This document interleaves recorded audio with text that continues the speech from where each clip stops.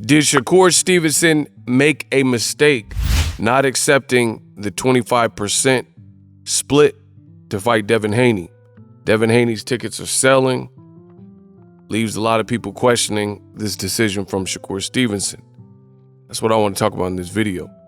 Let's talk about it. What up, Fight World? It's your boy Ego, and I'm back with some more boxing. Make sure you guys come in, subscribe to the channel. It's free.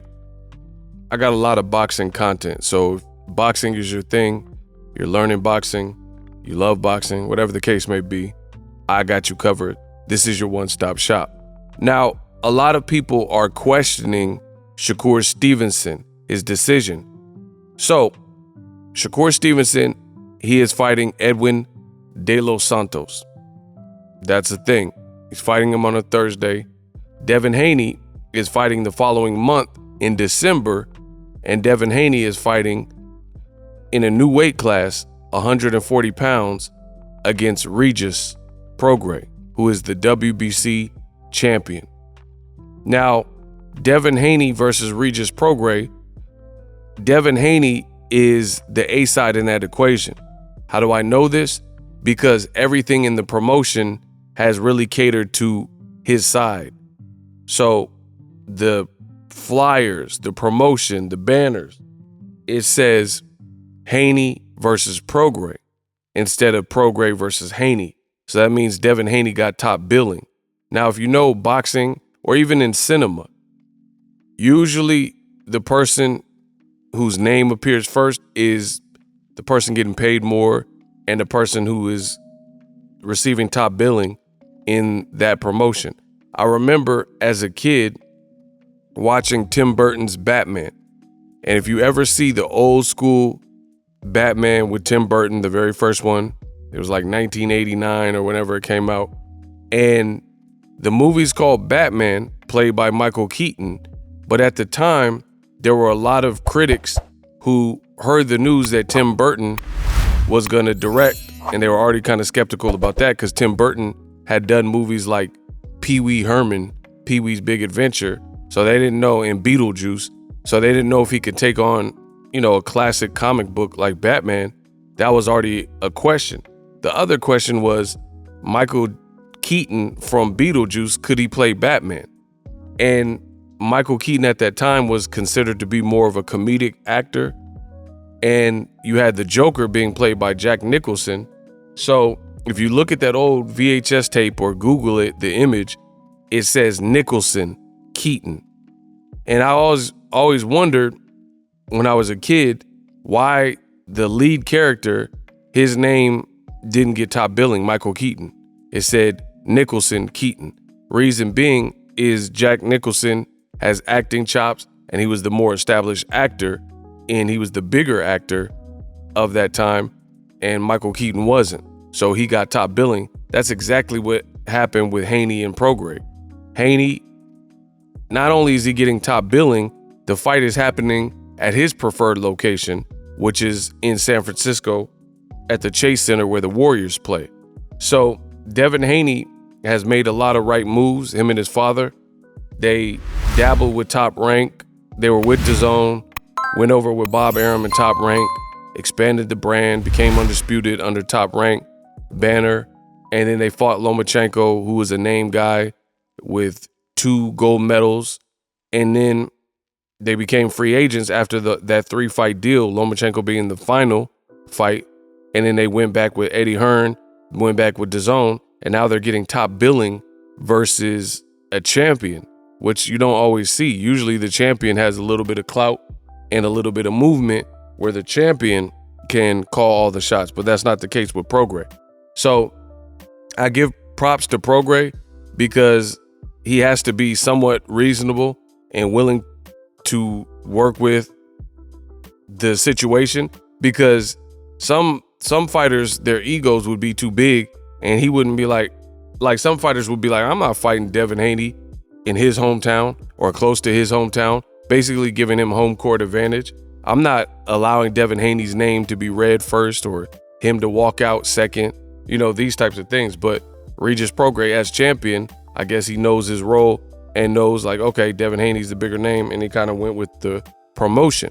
Now, as it pertains to Shakur Stevenson, Devin Haney versus Prograis tickets have reportedly sold over 9,000 tickets, right? So the tickets are, according to Eddie Hearn, the tickets are allegedly flying off the shelves and doing well, right? So they're filling out the building, and Shakur Stevenson was offered a 75-25% split as a newcomer to the lightweight division and a challenger non-champion. There was a big hoopla on if this was right. Some people said Devin Haney didn't really want the fight, given that split. Some people said that's not a reasonable split, so that proves that Devin Haney didn't want to fight.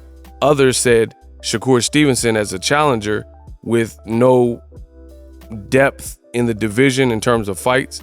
He fought that Yoshi dude. That was about it.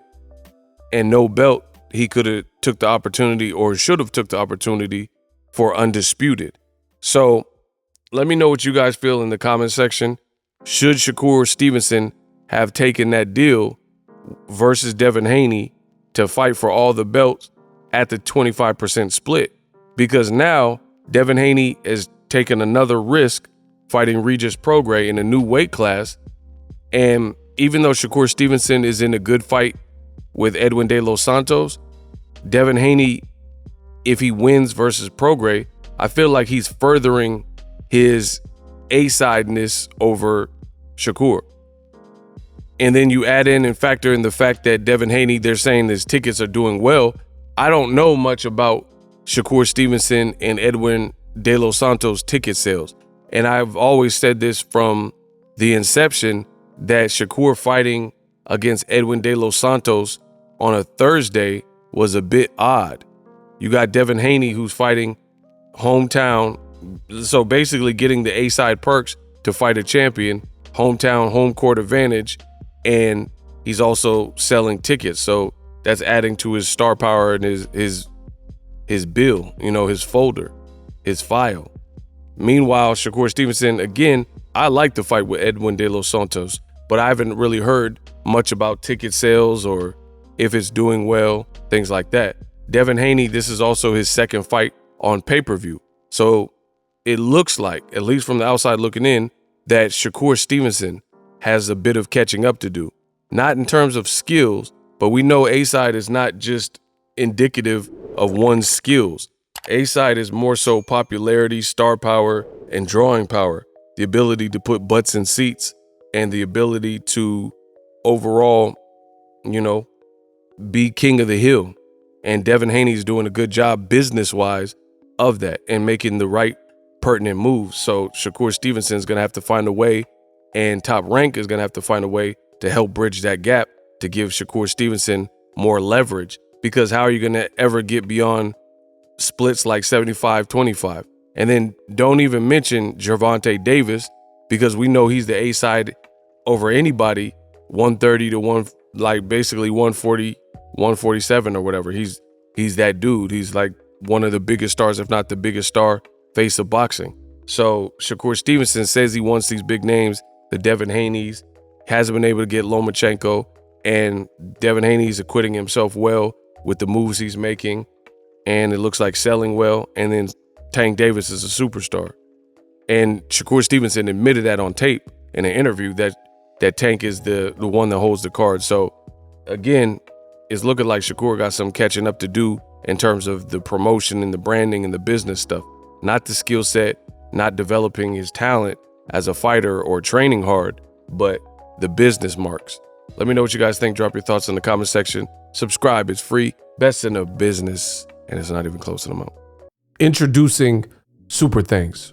Right here on the official Boxingego YouTube. Super Thanks allows you, the viewers, to show a little bit of extra gratitude, which enables me as a full-time content creator to push out the content you need in the world of boxing. Underneath all the videos, you will see a heart with the $sign in it. You can enter any amount that you find suitable as a super thanks. A brand new, interactive, and colorful way to get your comments highlighted and noticed by not only myself, but other people on the YouTube platform. Super thanks, a unique and cool way to show and applaud us full-time content creators. Hopefully you guys enjoy the content. Super thanks.